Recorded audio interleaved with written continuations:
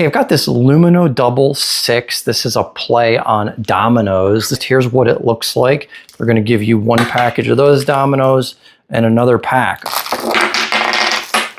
You're gonna have to have at least 2 people to play this. You can go all the way up to 4 people. It takes about 10 to 20 minutes to finish each game, which is like the perfect sweet spot. You don't wanna be sitting there forever, but you don't want it to take 2 minutes because then it's kind of not fun. They are gonna give you the instruction manual here. So everything you need to know about how to play it, all the rules that's in there. They did throw in this here, which is a discount for any of their other games, I think 10% off. So that's really cool. And then when you're done with this, look, everything just goes right in here.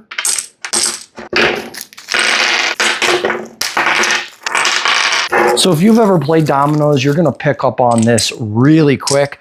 I have not played Dominoes, so we played 2 rounds of this and I did start to pick it up. But look, everything just fits in there. Just give it a little bit of a shake, right? And then just zip it up. This is a great way to take a break from the cell phones, from the digital screens, just to kind of unwind, have conversation, play with the family, play with your friends, have some fun, use some brain power, right?